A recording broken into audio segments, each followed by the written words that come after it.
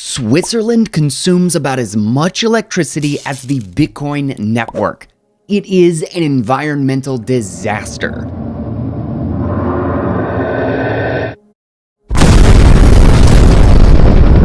We should ban the use of Switzerland immediately.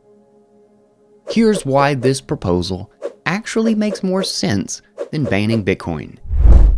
If there is an escape, that escape will be used. Christine Lagarde, the president of the European Central Bank, wants a regulatory framework for Bitcoin. She ought to have figured out that she can't do much about it at this point. This is one of the most common misconceptions about Bitcoin, that someone somewhere can do something about it. No one can do anything about Bitcoin. Not Christine Lagarde, not Switzerland, and not the UN. There's no one in charge of Bitcoin, and there's nothing anyone can do about it. These people ought to be a little more humble in their approach. A local ban on Bitcoin will make the users in that jurisdiction move to a more friendly one. The more friendly the place, the more that place will thrive from having a lot of Bitcoiners there. A restriction on electricity use might force the local miner to close his business.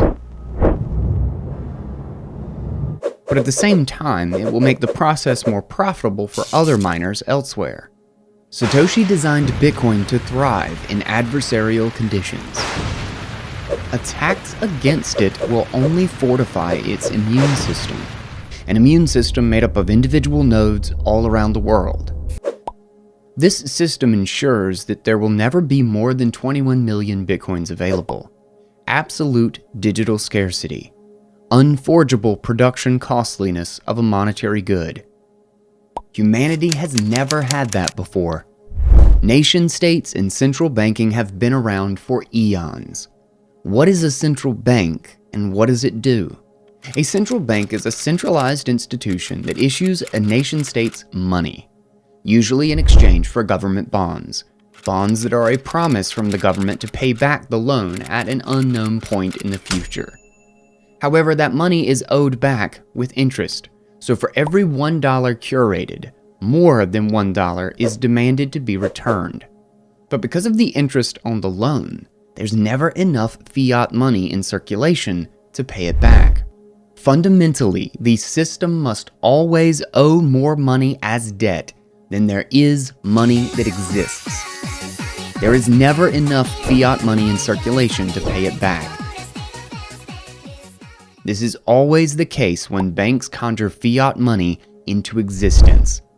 Fiat money is debt. The prevailing economic theory behind the mechanics of money states that this is a good thing. It keeps people incentivized to spend their money. Fiat economists believe spending to be a good thing, since every trade produces a new good or service. And there's no limit to how many times you can spend a €100 bill, right? Well, spending can be good for an economy, but it doesn't have to be. An investment in something that can produce value in the future is a good thing. Wasteful consumption for consumption's sake is not. It's the illusion of economic progress rather than actual economic progress. The damage central banking has done to the world is immeasurable. And every country in the whole world still believes its untruthful promises. What we live in today is a world based on consumerism. Wasteful spending at the expense of future generations. No wonder we have environmental problems. Production and transportation costs are lower than ever. The vectors all point in the same direction. Zero marginal costs. But fiat money already has a zero marginal cost, and today's high prices are artificial. The only thing that can give you a hint at how cheap everything is Bitcoin. Its ever-increasing purchasing power is a testament to how fooled we've been. The production of more junk is of almost no cost to the producers of that junk. It's costly to the consumer, but not as costly as not spending your money at all. In a Bitcoin-denominated world, we can all access the riches of the abundant future. All we have to do is alter our time horizon. With Bitcoin, we can all get everything we want by saving money. It's that simple. But the real beauty of the system is that we will stop over-consuming. Bitcoin's dilution-proof technology ensures that everyone stays disincentivized to spend.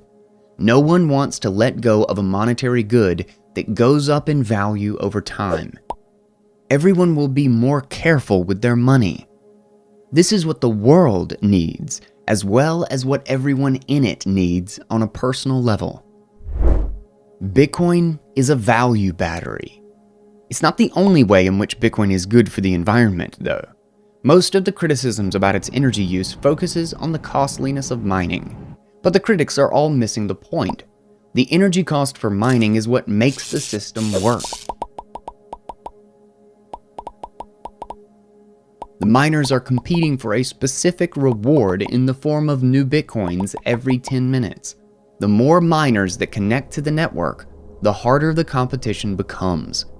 It gets more costly in energy terms. But what is money if not energy? Money provides humans with a tool for converting energy between different states. Your labor is a form of energy, as are the things you buy with the fruits from it. Furthermore, the cost of mining Bitcoin is in direct proportion to its value. The more valuable Bitcoin becomes, the more miners will come online. The more miners that come online, the costlier the mining process. The costlier the mining process, the higher the price of the recently found coins. It's a positive feedback loop. Money condenses energy. Bitcoin is the first and only tool we have for converting electric energy to monetary energy. Now, what does this have to do with the energy market? First of all, miners will always search for the cheapest energy sources available. They all operate under an ever-increasing incentive to cut their electricity costs. Renewable energy is the cheapest form of energy there is when it actually works. Right now, much of it doesn't. It exists through artificial life support through government subsidies. Bitcoin miners look for the real thing. To them, there's no transportation cost to the electricity. Electricity is only transportable within a limited range from a power plant, but you can deploy a Bitcoin mining rig anywhere.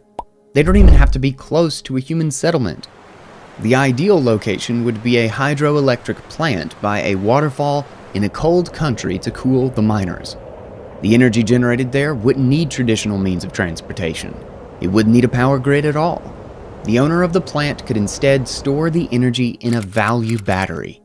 Bitcoin is that battery. Everything mankind ever invented saves someone time somewhere. That's why we invent stuff in the first place. You can exchange money for every other thing that was ever invented.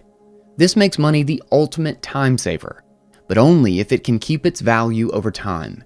Bitcoin is the first and only type of money that can't have its value diluted by creating more of it. The environment prefers Bitcoin. Now back to Switzerland, or any other nation for that matter. What does a nation do? It leeches wealth from its population through taxes and inflation. It does this to pay for various consumer goods and services for its citizens. At least that's what we're told by its propaganda machines. In reality, the fiat monetary system always ends up rewarding those who know how to play the system, not those that actually produce value for their fellow human beings. That is why taxes always go up, why inflation gets worse, and why most people work more for less over time. It ought to be the other way around. Yet bureaucracy keeps on expanding to meet the needs of the expanding bureaucracy. Millions of people have jobs that contribute nothing to the advancement of mankind. Zero. Work for work's sake. We have sort of a problem here. Large institutions are inefficient, cruel, and unfair, despite their often noble intentions. Democratic decisions are not moral.